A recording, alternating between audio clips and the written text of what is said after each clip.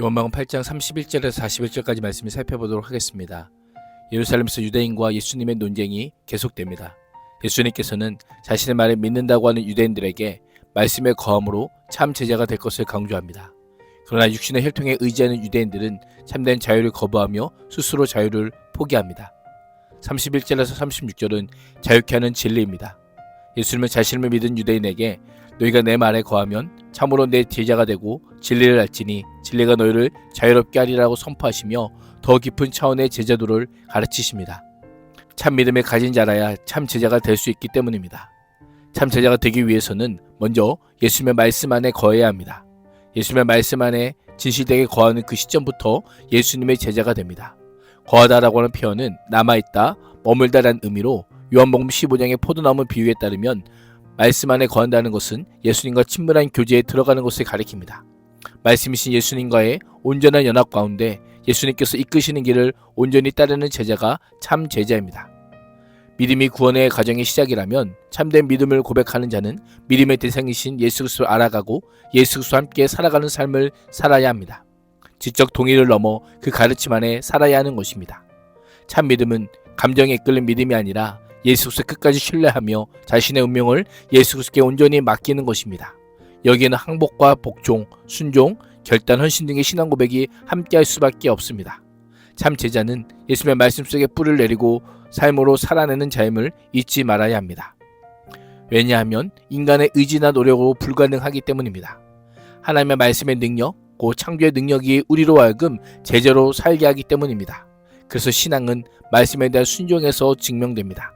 참된 제자는 말씀에 머무른 자로 살게 되는 것입니다. 참 제자가 되면 두 가지 결과가 뒤따릅니다. 하나는 진리를 알게 될 것입니다. 진리를 안다는 것은 단순히 지식이나 정보를 습득하는 것에 그치는 것이 아니라 참 진리신 하나님과 예수님과의 관계를 통한 인격적인 암과 교제를 하는 것을 가리킵니다. 또 다른 하나는 진리가 자유케 할 것입니다. 이 말씀이 외형적으로 단순히 진리를 알므로 자유를 누리라는 권고처럼 보이지만 실제로는 인류가 현재는 진리를 알지 못함으로 속박된 상태에 있음을 지적하는 말씀입니다. 어둠과 죄, 사망과 저주와 같은 모든 매임에서 풀려나는 해방을 맛보는 것이 바로 자유입니다. 예수 그리스도 안에서 빛과 생명으로 말미암은 자유인 것입니다. 그러자 무리들은 우리가 아브라함의 자손이라 남의 종이 된 적이 없거늘 어찌하여 우리를 자유롭게 되리라고 하느냐라고 하며 예수님의 선포에 즉각 반기를 듭니다. 그러나 역사적으로 이스라엘은 주전 586년 바벨론에 의해 멸망당한 이후 약 600년간 외세로부터 자유롭지 못했습니다. 언약의 상징인 땅을 빼앗겼고 성전은 파괴되고 백성은 포로로 잡혀갔습니다. 당시도 로마의 속국 상태에 있었습니다. 그들의 실상은 죄의 종된 상태였지만 자신들은 스스로 자유하다고 여기고 있었던 것입니다. 아브라함의 자손됨의 의미와 자유를 심각하게 오해하고 있었던 것입니다. 이에 예수님께서는 속박과 자유의 개념을 바로잡아 주십니다. 예수님께서 주시라는 자유는 물리적 속박이 아니라 영적인 속박으로부터의 해방입니다. 34절 36절에 따르면 유대인들은 스스로 하나님의 언약 백성이요 집으로 표현되는 하나님의 통치 안에 들어갈 자격이 있는 자들로 여깁니다. 그러나 예수님은 유대인들이 영원히 집에 들어갈 수 없는, 거할 수 없는 종으로 묘사합니다. 누구든지 죄를 행하면 죄의 종이 되는 원리에 따르며 그들이 행하는 죄는 어둠의 영역에 속한 자들임을 보여주기 때문입니다. 스스로 죄에서 자유로워질 방법은 없습니다. 거다라는 표현은 단순히 사는 것이 아니라 상속권과 연결하여 이해해야 합니다. 종은 주인의 기업을 상속받을 권리가 주어지지 않습니다. 그러나 아들은 아버지의 집에서 마음껏 자유를 누립니다. 아버지의 사랑 안에서 아버지의 뜻을 온전히 성취하는 상속자가 바로 아들입니다. 아들만이 아버지의 집에 영원히 거할 수 있는 것입니다. 예수님께서는 아들이 너희를 자유롭게 하리라 라고 하시며 아들인 자신이 죄에 종된 인간들을 죄의 속박에서 해방하는 권세를 가진 유일한 하나님의 아들이요 종에게 자유를 줄 수 있는 유일한 존재임을 선포하고 있습니다. 예수님만이 죄로부터 자유로운 존재이시기 때문입니다. 예수님이 주시는 자유를 얻는 누구든 더 이상 죄의 종이 아닌 하나님의 자녀가 되는 권세를 선물로 받게 됨을 잊지 말아야 합니다. 37절에서 41절은 참된 아브라함의 자손입니다. 속박과 자유의 의미를 교정해 주신 예수님께서는 아브라함의 자손에 대한 오해를 바로잡아 주십니다.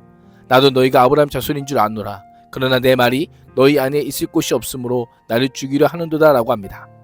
예수님의 말씀처럼 유대인이 아브라함의 자손이라는 사실을 모르는 사람은 없습니다. 아브라함의 자손은 유대인 자존심의 근간이요 만능 열쇠와 같습니다.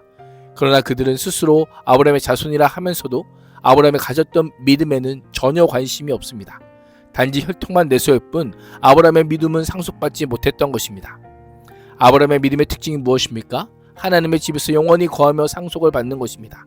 그 믿음을 상속받지 못하는 자들은 혈통적 유대인이라 할지라도 하나님의 집에 영원히 거할 수 없는 종에 불과합니다. 예수님께서는 그들이 아브라함의 자손임에도 예수님을 믿지 않고 그 말씀을 거부했음을 지적합니다. 예수님의 말이 거할 공간을 두지 않을 뿐 아니라 죽이려까지 합니다. 유대인들이 이렇게 반응하는 이유는 38절에 따르면 예수님과 소속이 다르기 때문입니다. 예수님은 하나님 아버지에게 속해 있어 아버지에게 본 것을 말하고 그들은 다른 아버지에게 속해 있기에 그들의 아버지에게서 들은 대로 행동합니다. 이들의 아버지가 누구일까요? 44절에 따르면 그들의 아버지는 죄의 권세로 그들을 종으로 부리는 마귀입니다. 그러자 무리들은 다시 발끈하며 우리의 아버지는 아브라함이라고 외칩니다. 예수님은 너희가 아브라함의 자손이면 아브라함이 행한 일들을 하였을 것이다.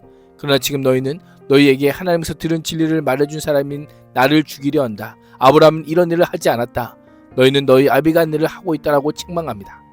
이에 유대인들은 우리는 음행으로 태어나지 않았으며 우리에게는 하나님이신 아버지만 한 분 계시다라고 합니다.